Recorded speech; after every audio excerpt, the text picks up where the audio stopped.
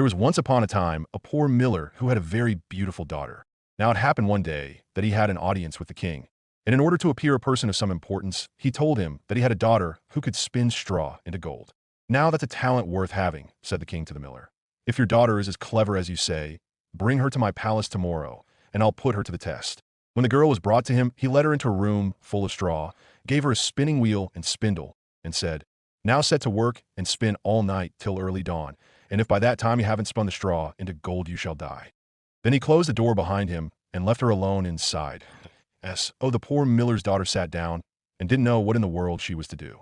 She hadn't the least idea of how to spin straw into gold, and became at last so miserable that she began to cry. Suddenly the door opened, and in stepped a tiny little man and said, "Good evening, Miss Miller Maid.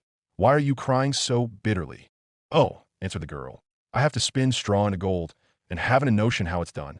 "What will you give me if I spin it for you?" asked the mannequin. "My necklace," replied the girl. The little man took the necklace, sat himself down at the wheel, and the wheel went round 3 times and the bobbin was full. Then he put on another, and the wheel went round 3 times and the second too was full. And so it went on till the morning, when all the straw was spun away and all the bobbins were full of gold.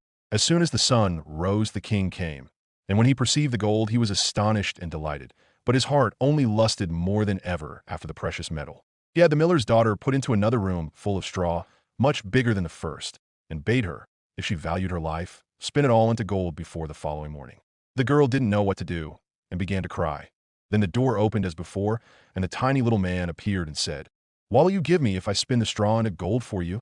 "The ring for my finger," answered the girl. The mannequin took the ring, and round went the spinning wheel again, and when morning broke, he had spun all the straw into glittering gold.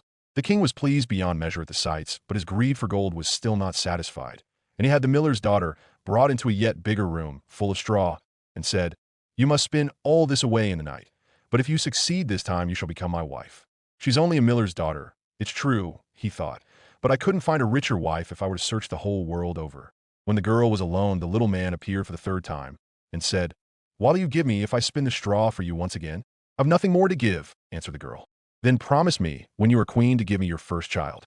"Who knows what may not happen before that," thought the miller's daughter, and besides, she saw no other way out of it. So she promised the mannequin what he demanded, and he set to work once more and spun the straw into gold. When the king came in the morning, and found everything as he had desired, he straightway made her his wife, and the miller's daughter became a queen. When a year had passed, a beautiful son was born to her, and she thought no more of the little man, till all of a sudden one day he stepped into her room and said, "Now give me what you promised." The queen was in a great state, and offered the little man all the riches in her kingdom if he would only leave her the child. But the mannequin said, "No, a living creature is dearer to me than all the treasures in the world." Then the queen began to cry and sob so bitterly that the little man was sorry for her, and said, "I'll give you 3 days to guess my name, and if you find out in that time, you may keep your child." Then the queen pondered the whole night over all the names she had ever heard, and sent a messenger to scour the land, and to pick up far and near any names he could come across. When the little man arrived on the following day, she began with Casper, Melchior, Belshazzar, and all the other names she knew, in a string, but at each one the mannequin called out, "That's not my name." The next day, she sent to inquire the names of all the people in the neighborhood, and had a long list of the most uncommon and extraordinary for the little man when he made his appearance.